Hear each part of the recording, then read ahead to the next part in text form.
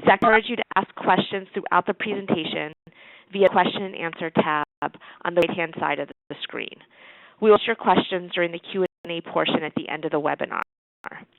We will record this webinar and post it on the CBAS website, afterschoolsystems.org, next week. And the webinar will run for 1 hour until 3 p.m. Eastern Time. Let's get started. We're excited to have almost 60 attendees at the moment on the line, and I'm sure more people will be coming in the next few minutes. Our webinar today is designed to increase awareness of how to build your organization's fiscal strength and that of your provider network through use of a new free suite of online resources at strongnonprofits.org. The nonprofits.org website was developed by the Wallace Foundation in partnership with Fiscal Management Associates, specifically for nonprofit organizations providing after-school and related services. The website covers all facets of financial management, from budgeting to governance to board relations. The resources are designed to help nonprofit organizations, direct service providers, and capacity-building intermediary organizations become a better provider of services and achieve long-term sustainability. Now to introduce our terrific lineup of panelists. Just from the Wallace Foundation, we're delighted to have the Foundation's Communications Officer, Nina Sonnenberg. The Foundation is a national philanthropy that seeks to improve education and enrichment for disadvantaged children. The Foundation has an unusual approach: fund projects to test innovative ideas for solving important social problems, conducting research to find out what works and what doesn't, and fill key knowledge gaps, and then communicating the results to help others. Its role as Communications Officer for the Learning Enrichment Team, Nina is focused on after-school systems building, expanded learning opportunities, and summer learning. Nina will provide background on how the Wallace Foundation undertook the development of the Strong Nonprofits website and the impact they hope the tools will have in the out-of-school time field. Blanco, Managing Director, and John Summers, Manager of Consulting, are joining us from Fiscal Management Associates.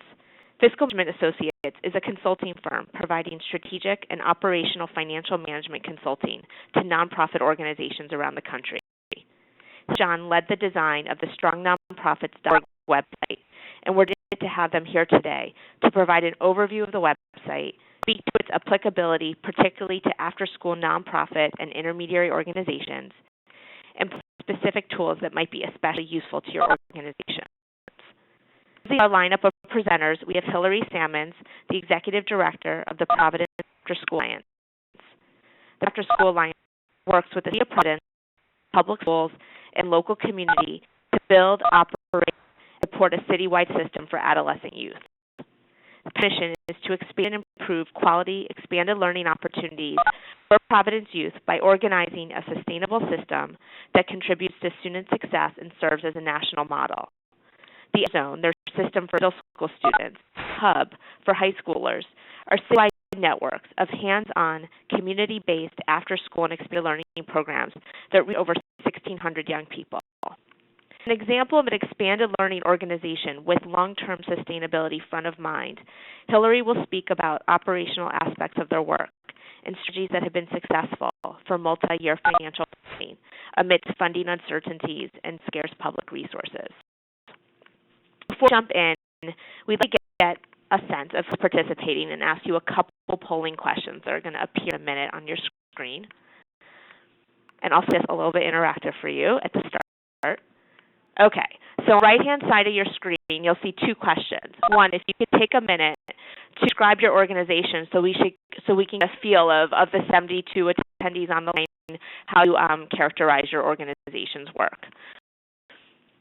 You could take a second to vote. And then the next question is, what is your organization's top financial challenge? And we have a series of options. Some of them came in through your pre-registration options: sustainability, lack of diverse funding streams, cash flow fundraising, timing of revenue, limited staff capacity.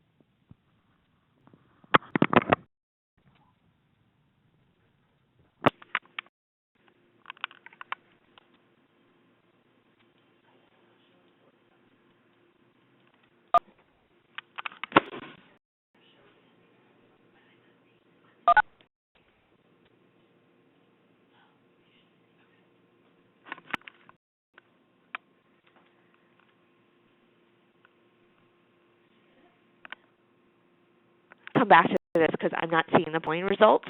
So, but I'm sure it's quite diverse. So we'll come back and see what we see there. Thank you, though, for asking the polling question, and hopefully you can see this, but I can't. So I just wanted to mention a reminder because some people sort of signed on recently. We'll be capturing your questions throughout the session and answering as many as we can in the last 15 minutes. Many of you submitted questions when you registered for the webinar, and we're going to be addressing some of those as well. Please use the question and answer tab to ask questions, and if there are questions that we don't get to, we will try to respond offline after the webinar. Now I'd like to turn things over to Nina Sonnenberg from the Wallace Foundation, who will tell us why and how the Strong Nonprofits website came to be, and how Wallace hopes it will be useful to your work. Thank you, Jessica, and good afternoon, everybody. I have a magical blue globe that comes next to my name, and there it is, so that I can advance our slides. Thank you all for joining us today. As you know, the Wallace Foundation has been supporting the development of after-school systems in cities around the country since 2003. I'll get you to the slide that will show that we have. There we go. You can see our first 5 cities in red and the next 9 in yellow. The goal then, and is still now, to identify effective ways for cities to expand access to high-quality after-school across the entire community, and then share those lessons broadly. I've learned many lessons. Here are 2 important ones. One, after-school systems can work to increase quality and access, as I think most people online today would agree, I would hope. 2, when you build these systems, as we learned from the reports of intermediaries in our grantee cities, local organizations often struggle to meet the new demand for quality. So increased demand for quality put a burden on providers. We wanted to understand what it would take to strengthen those providers to be able to deliver high-quality programs to more young people. To do this, Wallace commissioned Fiscal Management Associates, FMA, to conduct research.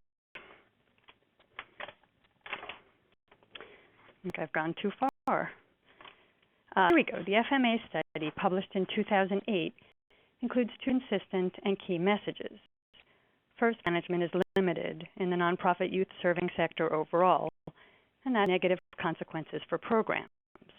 That's when providers struggle when we collectively ramp up the demand for quality. Their finances started out shaky before we added more weight. The key message is that the policies and practices of government and private funders often make it difficult for organizations to operate effectively. So when reimbursements are late, you know this too well, or when the amount allowed for administrative management is low, unrealistically low, operations and program quality suffer. It became clear to us that strengthening financial management was key to supporting after-school program quality. From a communications perspective, this requires making the connection between program quality and financial strength, that they're deeply connected and equally important. So despite the quote that aren't really sure they're ready to buy this, we are focused on making that link. If you can't pay your electric bill and your lights go out, your program suffers. If program staff are helping with building maintenance or answering the phones, your program suffers. I can't anyone out there, but I suspect there is some size of recognition out there. And you see it in that second quote from Maria Pesquera, an executive director whose agency provides after-school services and much more in Chicago. We didn't have enough to pay our electric bill. The key point is program quality is directly connected to strong and strategic financial management. Based on findings of the FMA study, funded a demonstration project in Chicago to test a 2-pronged strategy. One is to improve the financial management of out-of-school time organizations. FMA provided intensive financial management skill development to 20 high-performing nonprofits providing services after school in Chicago, including the Pesquera's organization. Prong 2 is to improve the operating environment of OST organizations by addressing the policies and practices that affect service delivery. That work was carried out by Donors Forum in Illinois. Today we'll fund the work by FMA. Unlike most training programs, FMA's intent was not only to train frontline staff, but to build institutional capacity. When much turnover there is, in all programs. So just to keep the institutional knowledge and capacity. Happily for us, the work can now expand beyond Chicago because it was expanded with love and care and a couple of years into the website we'll explore today, which was just launched this spring. StrongNonprofits.org is to provide the means for any after-school provider to benefit from this expert insight into nonprofit financial management. There is culled from the too wide variety of templates and guidelines already available online, as well as a suite of resources designed specifically for OST providers. They're all with care for after-school providers, OST providers, and certainly they're all free. I would say it's the question we've gotten the most often is, they're really free? These resources are all free? And they are. We're fortunate to be here with the experts at FMA who partnered with us in this work and helped us with the website you'll learn more about today. Jess gave a gracious introduction to Hilda and John. I will just say that Hilda is founder and managing director of FMA. She's a nationally recognized and sought-after leader in the nonprofit financial management field and professor at Columbia University's Department of Health Policy and Management, and John is manager of consulting services at FMA, also heads FMA's research initiatives and FMA's contribution to the development of StrongNonprofits.org. So, and John will now describe how Strong Nonprofits can help you build up your fiscal strength, whatever starting point organization may be, however sophisticated. If you want a quick tour of the site, point out specific tools useful to your work based on the challenges you've already identified and some you might still like to contribute through the Q&A function. So thank you, and over to you now, Hilda.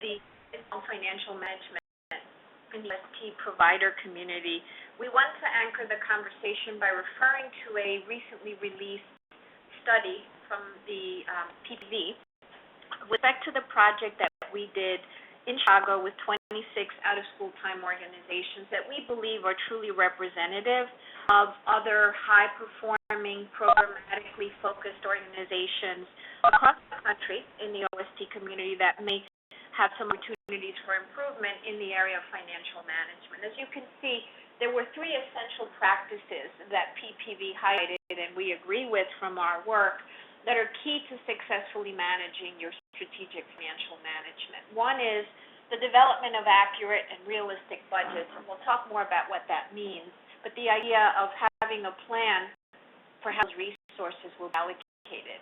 The second element to the success would be that the organization needs to monitor that status, not only at an organizational level, but individual programs as well, and that the organization have the ability to project and manage that cash flow. Now, in order to put these three essential practices into practice, the organizations need strong financial management resources, not only dollars from fundraising, but both human and material, meaning people with the skills that are necessary to actually do the analysis.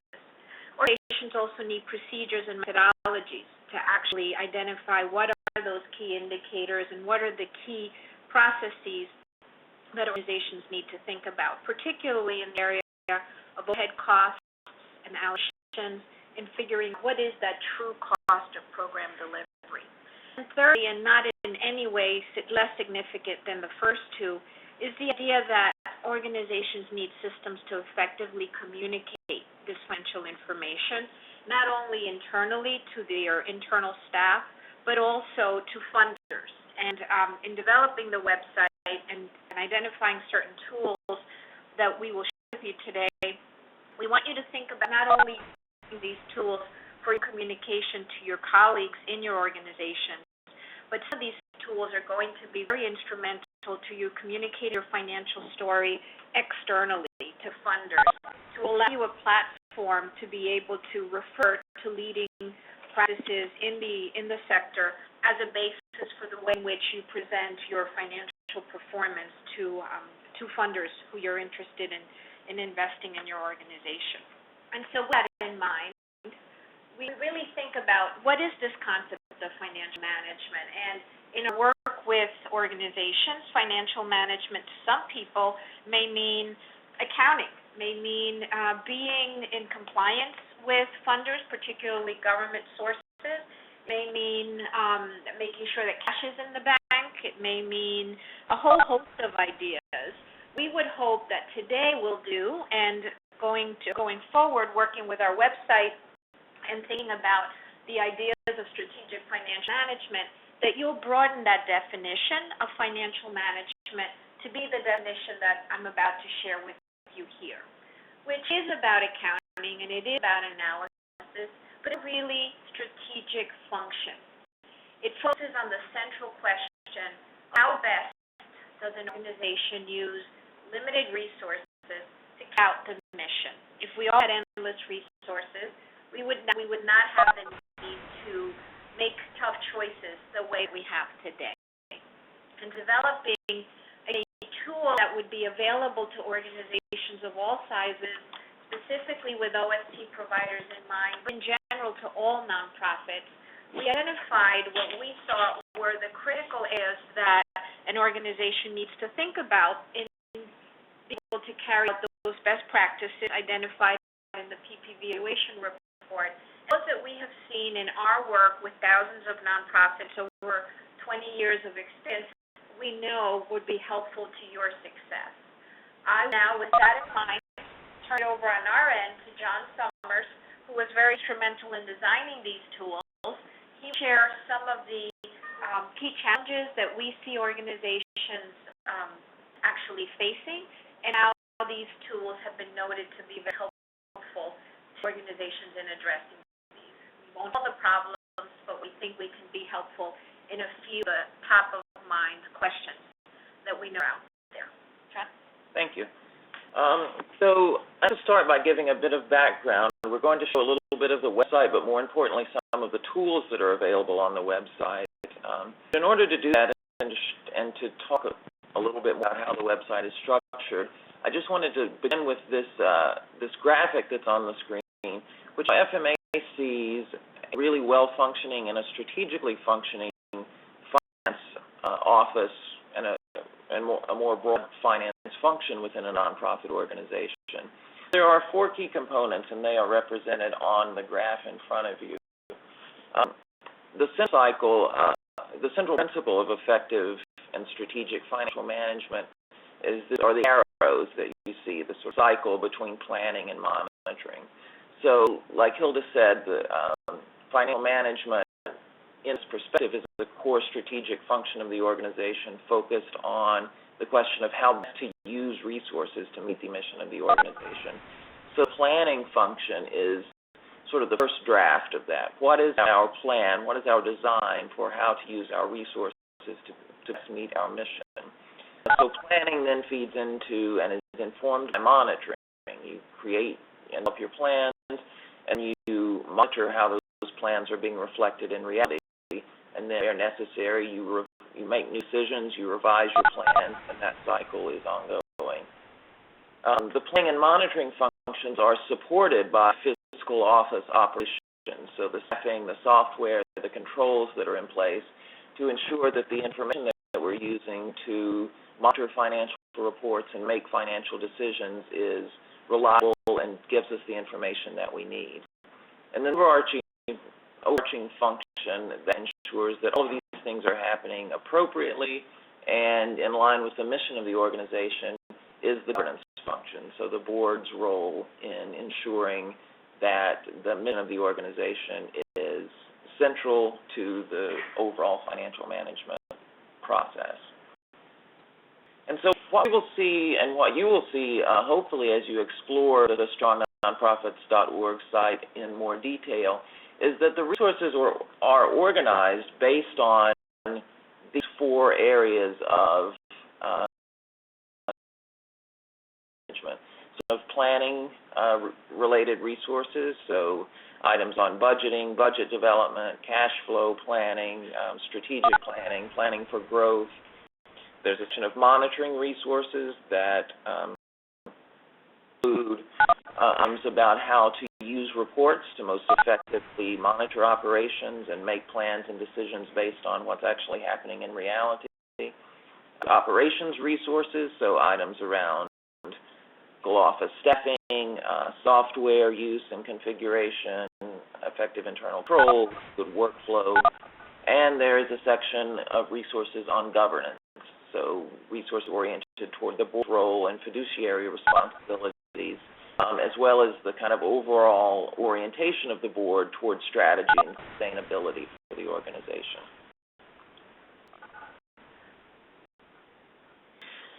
So I'd like to talk about, for the next few minutes, are some of what we have seen in our own work, as well as some of the initial responses to the items related to this webinar in particular, on some common challenges that OST providers, as well as in many cases intermediaries, face when it comes to managing finances effectively. And obviously there are a lot of them. There's the a long list that was on the poll at the top of the webinar. But we want to highlight these three in particular because these seem to be very common and in some cases critical challenges for OST organizations and are just for which we do have tools and resources available on the site that we think can be particularly useful. Those that I wanted to discuss are budgeting for the full costs of programs. We know that in many cases it's difficult for OST providers to understand what it actually costs them to run a program, particularly when budgets are driven largely by contracts and what government or other funders are willing to pay. And our position is it's important to take a step and understand what you actually want to do and accomplish with the program and how much it actually costs to do those things. And is evaluating and managing restricted funding. So again, the OST environment is a very heavily government-funded and private philanthropy funded, and so it's often important to understand how to manage those either restricted private grants or government contracts. Finally, planning for financial sustainability. So this is an issue for, obviously, for any nonprofit organization, but particularly in the case of OST intermediaries, since intermediaries have such a critical impact on the overall system. If an intermediary has financial challenges, it can have effects that ripple throughout a city's OST system. We think that financial sustainability is a particularly critical issue for intermediaries.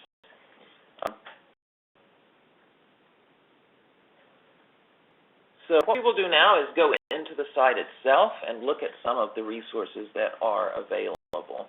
So in addressing the issue of budgeting for the full costs of programs, we have a couple of resources that we want to highlight. And one is what we call program-based budget builder. So what I'm going to do now, what we want to do is go into Self,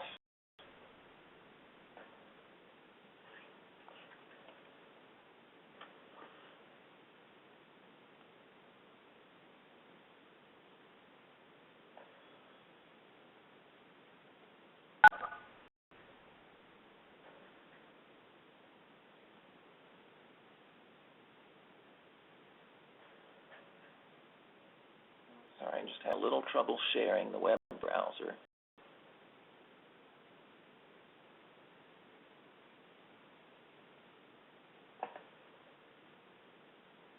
There we go. In the planning section of the tools available, and the one that we want to is the program-based budget builder. So this is a very hands-on tool.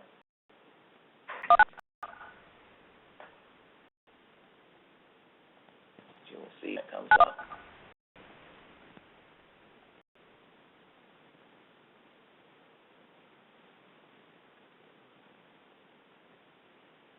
So it's a Excel-based document.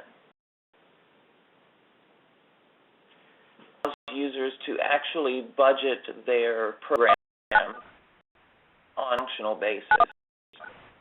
And so I see the screen in front of you.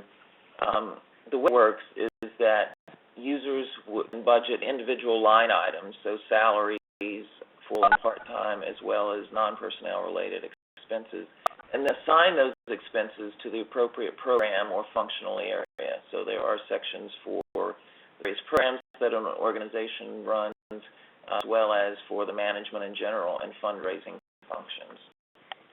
I will show a sample so that we can see how it would actually look in practice. So in this example, the executive director's salary is assigned to the appropriate programs and functions, as well as more programmatic personnel. So we'll say we have a pre-K program in this particular organization. So the salary is 100% to that program. There's also a section for the part-time personnel. And what it does is shows for each function what the number of full-time equivalents with that program or function are, as well as the salary allocations. There's a way of doing that with other than personnel expenses as well, assigning those to the appropriate functional area. And then all of the indirect costs that organizations in running their programs, rent and utilities. The spreadsheet offers a tool to actually allocate those on the basis of either FTEs or salaries. In this case, we've assigned all of our salary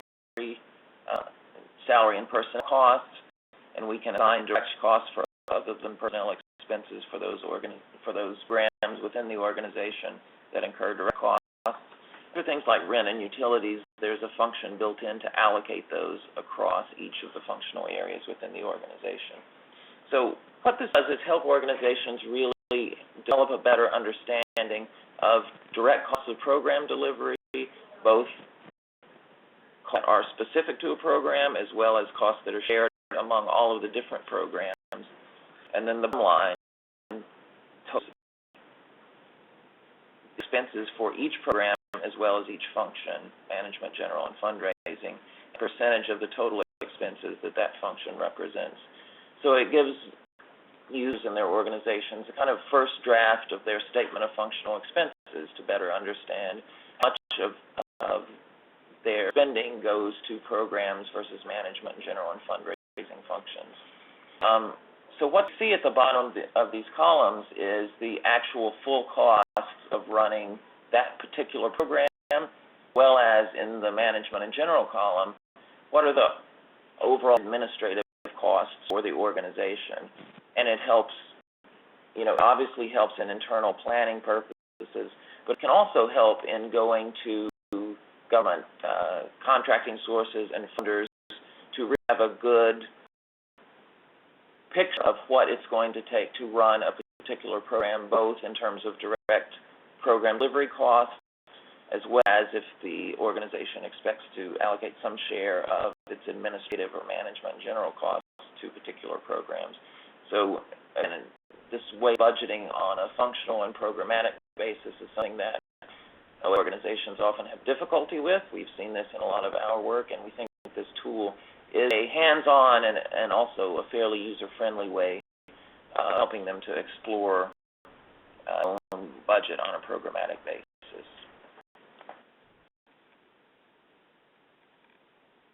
While returning back to the site, this we have seen to be a really helpful tool to also bridge the connection with the development team. What is the full cost of program delivery, and what should the development team be writing into proposals? How do you identify what it costs to deliver versus what we've raised already? It's a great three-dimensional approach to that budget planning process. Back to John. Right. So another resource that's there is the program-based budget builder that we looked at as a template, a very hands-on practical tool. There's also, we won't go into it here, but there's a tool called a 5-step guide to budget development, which is actually it's a PowerPoint document, but it gives a overview of how organizations can come together as a team to develop a budget on a program basis, and making sure that all of the key voices in the organization are part of the budget development process. The next group of tools are those related to evaluating and managing restricted funding. And one that we want to highlight here is what we call Funding Opportunity Assessment Tool, or the Go-No-Go tool. So one of the areas that, again, OT organizations and social service nonprofits more generally can often get into trouble with is applying for, and in some cases accepting, government contracts, or in some cases restricted private funding, which is not the best strategic fit for their organization. So what we've developed here is a tool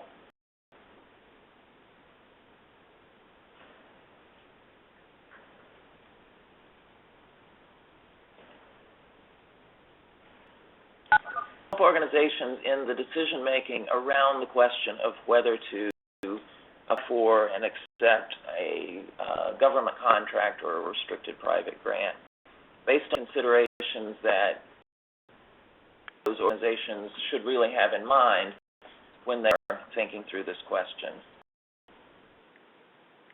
Let me give it a minute for the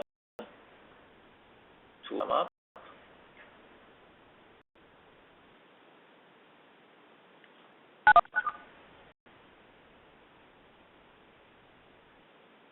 As waiting for this, I will just talk a little bit more about the tool itself. It's an online questionnaire, an interactive questionnaire that goes through what we see as the three key areas in terms of whether an organization should move forward with a grant or contract opportunity. And those are program delivery capacity. So is this program actually within our core competency and a good fit with the mission of our organization? Financial impact, will the funds available in this contract actually cover the costs associated with delivering the program? Finally, contract administration. So obviously, particularly in the case of government contracts, there are a lot of administrative requirements to managing the contract and reporting on it. So does the organization have those systems and processes in place to effectively administer the contract? So just to show you how it works, let's go quickly through one of these sections just to get a sense of what happens. There are 6 questions under program delivery capacity. A question about, is this program, or would this project be our core organizational mission? We continue to seek to provide this program even if we don't get the funding on a particular contract. There are other resources available within the community to provide services. Do we have physical facilities in place, or would we have to identify or develop or renovate facilities? Do we have personnel on staff to manage and deliver the program? And finally, have we delivered this type of program before? To answer each of those questions, we see the final screen is the estimate of, does this seem like a good fit for your organization, a possible fit for your organization, or red would be more questionable fit for your organization. And again, it's not so much the result that we are hoping organizations take away from this tool, but actually the process and the focus on those particular questions. So it's really a matter of to get the senior decision makers within the organization talking about and thinking about the right things when it comes to a question of should we move forward with applying for this grant or contract.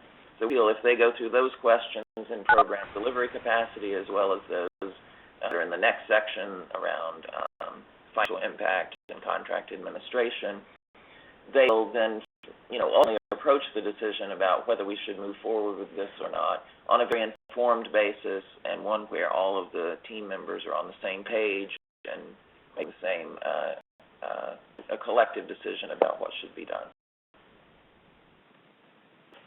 Great, thank you, John. And while we return back, just in the interest of time, the third area, planning for financial sustainability, that we've seen is very critical to maintaining successful financial management or strategically making the right choices.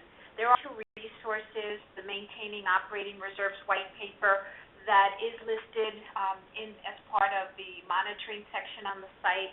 We encourage you to take a look at the white paper if you've been thinking about establishing operating reserves or if you're even beginning the conversation with your board. And then lastly, a cash flow projections template that has been indicated to be extremely helpful to folks as they manage long-term estimates cash flow and help identify moments of struggle when expenses exceed revenues in the cash account. So those are the two tools we encourage you to take a look at. And I think at this point we will turn it back over to our host.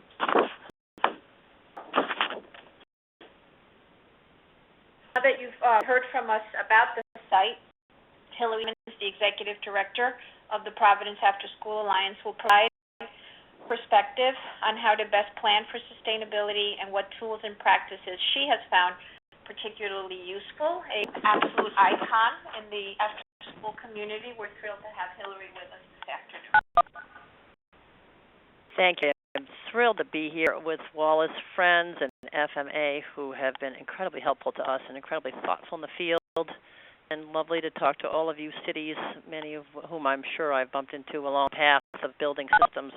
I'm going to take you to a little bit of a context of where this, I'm trying to move, there we go, where this applies to Providence. And Providence is a city of 180,000, and we have a public-private partnership intermediary called PASA, and we are serving middle school and high school primarily. And we were created 10 years ago with the first-time investment of the Wallace Foundation, and in talking to lots of cities around the country, both small and large, it often happens that a city systems building effort occurs when either a mayor's office and or United Way or a local community foundation initiates an initial investment that enables a city to think about quality data collection, as we have in our business plan, looking to build either a logistics system that's much more efficient and focusing on quality and capacity building. We believe data and system strategy focused on use gets results, which we've managed to be very fortunate to achieve after 10 years of work. So what's important, and it was important from day one for us, was that we really something that we had the capacity to deliver. We were fortunate with a significant Wallace investment, which I'm very conscious of the fact that small cities that I've supported and tried to assist around the country don't have the luxury that we have, that we had. Our budget now is $3 million, probably exaggerated by a summer initiative that comes close to $1 million. So we're probably operating more realistic. If we didn't have summer, if we were just doing an after-school systems building strategy, it'd be more like a $2 million or $1.9 million budget. Throw in summer, it ends up being a larger affair. As with us, this sort of roadmap gives you a sense of how many we're serving and what our collective is about. We're serving about 1,700 middle school kids and 300 or 400 high school, and that's growing in 2 high schools. And what we as intermediaries, we've served as kind of like the second shift district, raising funds that we then allocate out to over 100 partners that get small grants from us in the range of 1,500 to 2,000 to do 1 semester, 2 or 3 semesters worth of work. One of the things we did early on is we really did budgeting across the board, and this is where FMA has been, I think, a real strong advocate for all staff understanding budgets. We were very transparent with our budget from the very beginning. We shared our budget strategies with our board and community and with all our partners who helped us plan. And we all agreed on unit costs for serving youth, talked about what the field was paying people, what would be realistic in terms of grants. And what we have done is broken our work down into departments: our after-zone middle school strategy, our high school hub strategy, our quality strategy, and then our intermediary strategy. Basically, I'm taking you to our after-zone middle school strategy. Our staff and our partners who work in those particular areas are aware of what our budget is. This budget for the after-zone is slightly over $1 million to serve 1,700 kids. That does not include the infrastructure of the intermediary. This is sort of direct costs for the personnel and the programming, which is largely personnel. So if you look at any systems building budget, we're talking about people, the logistics of transportation, and some of the supplies, particularly if you can get your building spaces donated by your schools. We have in-kind costs that we get from the school department in terms of some of the transportation. We provide transportation to sites like in a sailing program or to a welding shop, but the buses home are paid for by Title I dollars through the school department. So this is our particular budget. It's extremely important in my opinion, and our staff's opinion, that as FMA walks you through a budget, for us it's been important to share our budgets with all of our partners. Tool that we use to actually allocate money out to all of our partners is a budgeting tool that was developed by youthservices.net for us, where we track participation, but we also have a grants management strategy on that tool. So we have community grant review, community budgeting, and we print out letters of acceptance and budgets off of that tool. So they've adapted it for us, and I'm sure it could be adapted to other communities, so that infrastructure is there. But it's extremely important in my mind that not just the board and your senior staff and fiscal office understand budgeting, but really have the practices that Fiscal Management Associates advocates understood by ideally all of your staff and ideally by your community partners. Our community partners are well aware of what our budget is for programming, that 34 cents, about $400,000, and they know trying to spread that over a 3-semester period, so that when we give up grants of $1,200 per organization, how many roughly students each semester we're able to serve, and everybody's really aware of what the costs are and what reasonable expectations are across our entire collective community. I can't stress enough that fiscal management has got some tools that be easily shared, in my opinion. When you're building a public-private system, the more people understand the costs, the more likely people are going to understand how to scale up and scale down based on the finances that you have. One of the things that we were very aware early on is that dependence on Wallace funding and or just 21st century funding was going to be very risky, and that we needed to really look at leveraging that initial investment big time with local foundation and support. And we tend to do is we waste money, but we're very aware within, for instance, after zone, what's the STEM programming, what are the arts programming, what's the sports programming, what's the quality aspect of that work, what about some of that work is related to CTE, vocational and technology education, workforce development. There's a whole host of areas that the systems building braided strategy can afford, but not compromise and you just chase money. It can actually reinforce your system. So we've really looked at how do we leverage that initial investment, which in our case was the Wallace Foundation and the Bank of America, and ensure that we leverage public dollars, which after 3 or 4 years we did. The mayor became committed to making an allocation, and how do we grow that within the public sector of the schools. And more now our budgets are, for instance, our summer program is matched. Private, half from the city. So the more one looks at those braided strategies and is aware of what your unit costs are and the whole community understands the effectiveness of costs, the more likely you're able to sustain and grow your operation. For us, it was, we were very fortunate to receive a 7-year grant from the Wallace Foundation. And what we knew all the time, and in fact it started from day one, and I am a believer that you project out what your costs could be and should be, and our board and staff sees 3-year budgets, well, in fact 4-year budgets almost all the time. We're now comparing what last year's costs were by department and by overall organization, and we're all looking at next year, the following 2 years, to get a sense of what are the likelihoods that we are going to be able to live and sustain ourselves beyond the Wallace initial investment. So if the OA or the city gives you the initial investment, well, you've got to be cognizant with your board and your staff all the time about what's the 3-year run look like, and where are there strengths and opportunities in your budget, and where are there areas that you're going to really have to concentrate on and test whether or not you can grow. So this for us was, this is a typical sort of projection with is vastly improved from the previous slide that showed you. It shows you where in that 11-12 scenario we were much more. Almost half of our budget was Wallace funded.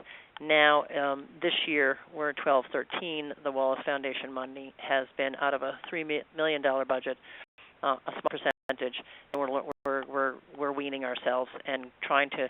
In tough times, the yellow is the public contribution, but that has grown significantly with the school department looking for ways to use SIG money, Title I, 21st century, as well as CTE funds to sort of match our private dollars. So I can't stress enough how important it is to run projections. Planning. I love John's chart.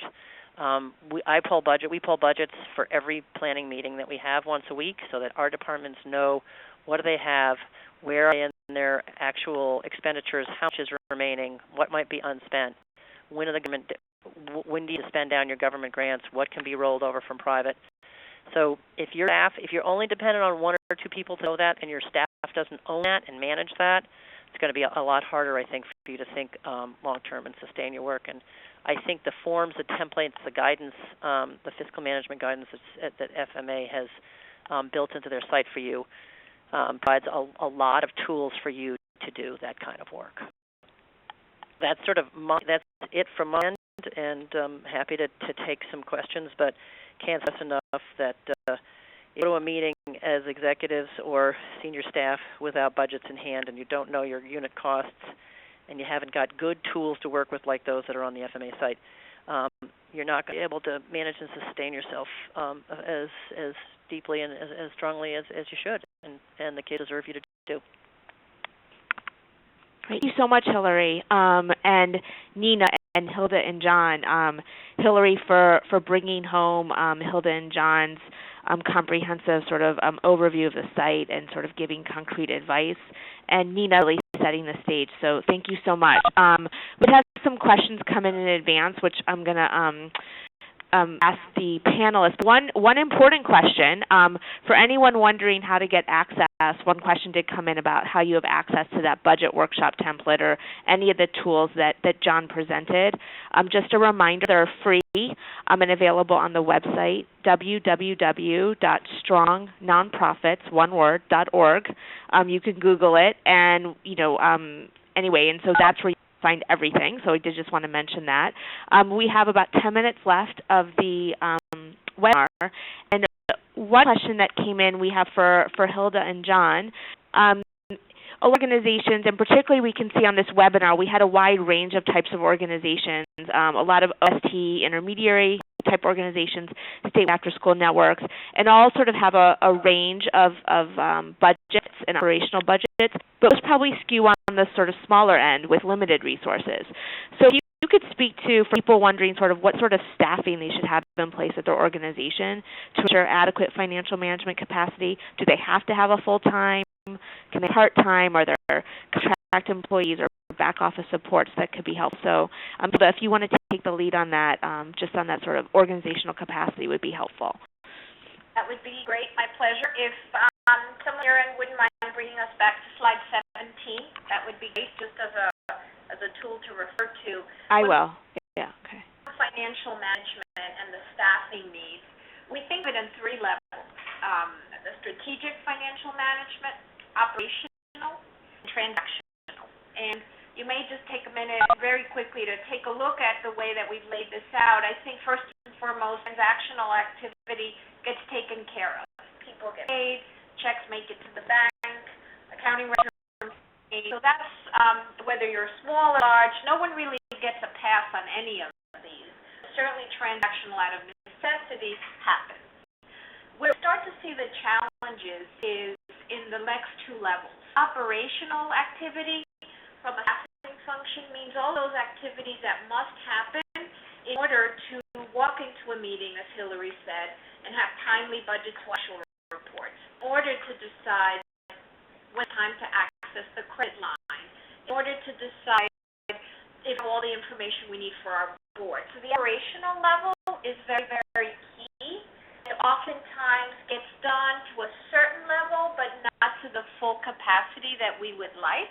in order so that organizations at the strategic level can actually make good choices and plan accordingly. And so at the strategic level, as you can see, it's about the planning, the analysis, make sure the systems are in.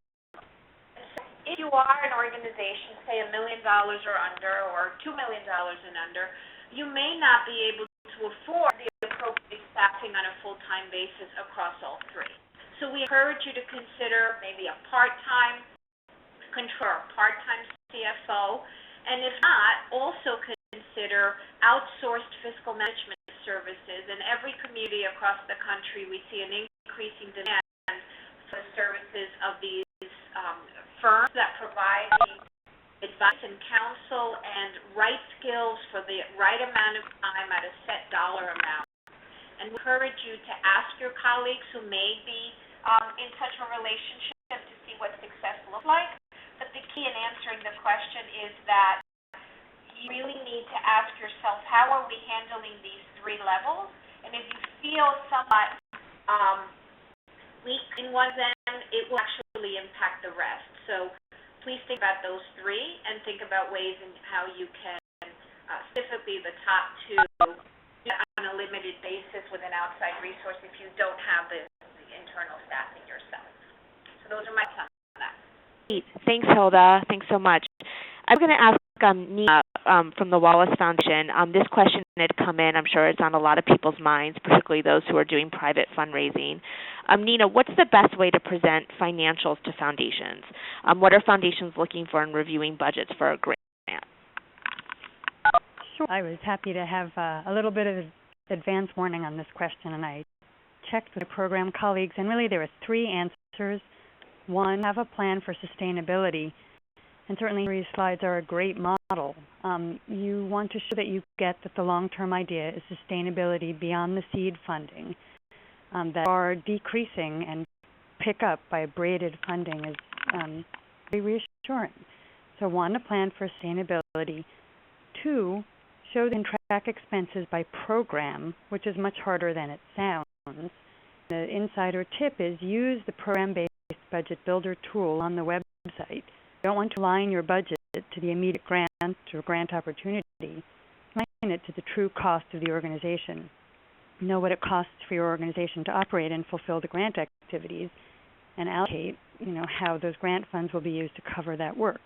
So if we see it's a staff-intensive grant, it would make sense, or a staff-intensive program, we would expect to see more under the staff salary line. Just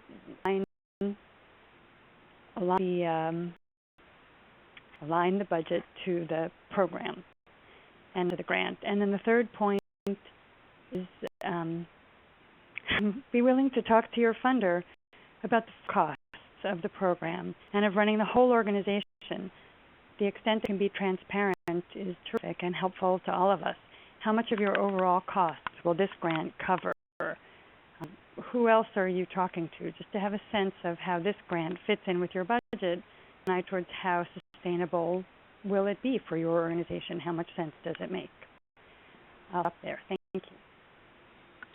Thanks, Nina. Next, and I believe final question is for Hillary.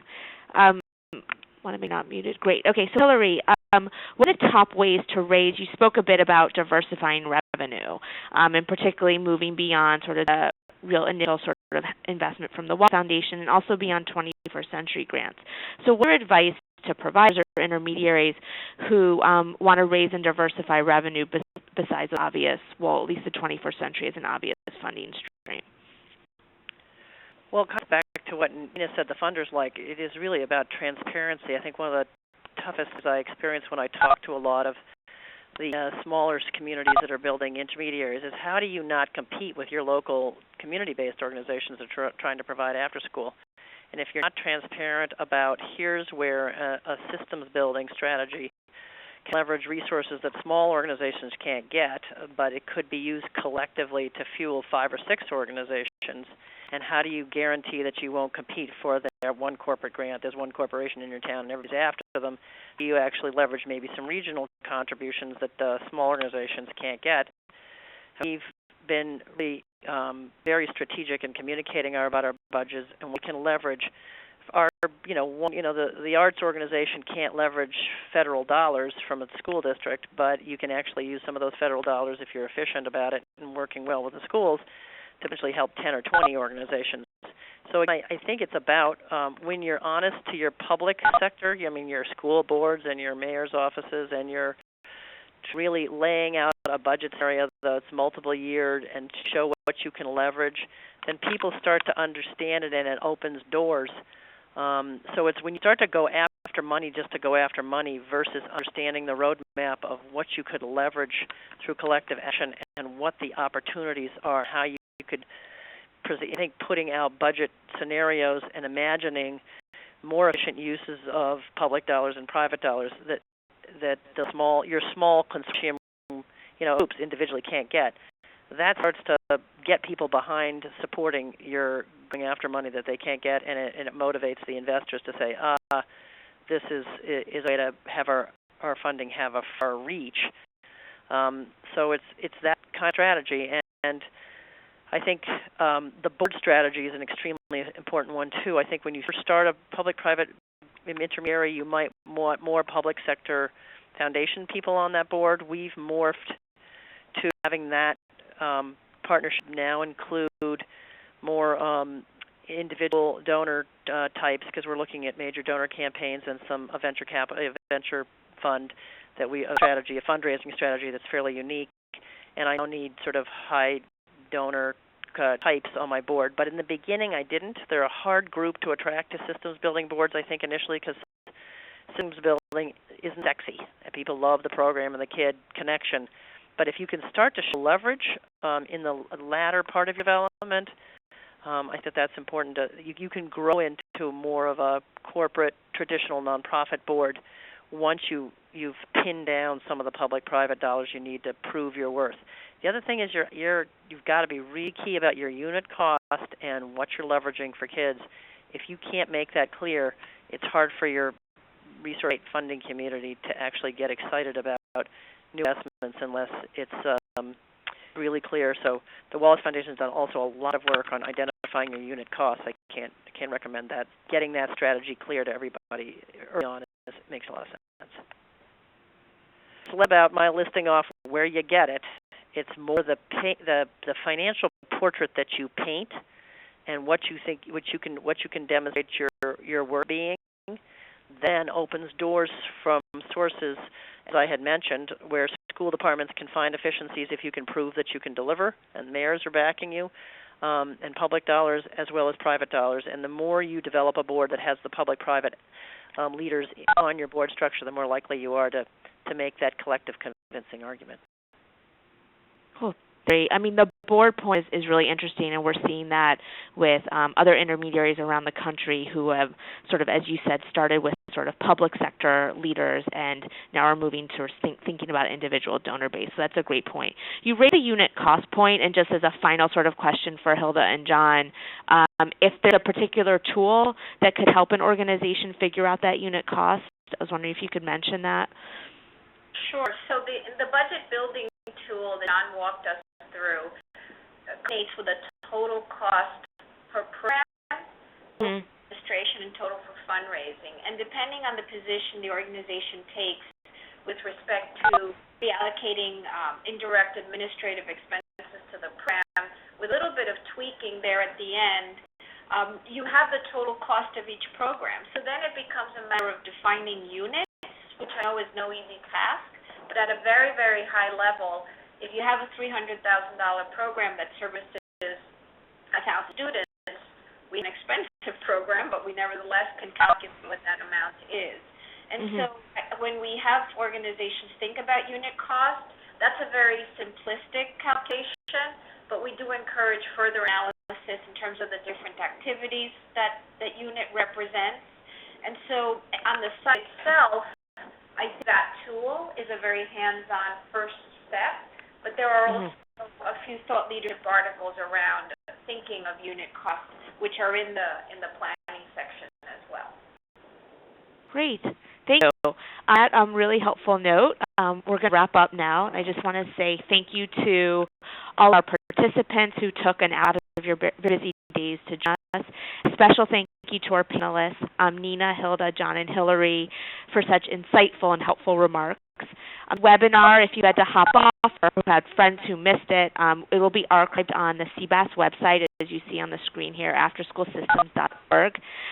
We hope you found this useful to stay in touch with us, up to date on other knowledge sharing opportunities from ourselves and PASA, the Wallace Foundation, and Fiscal Management Associates.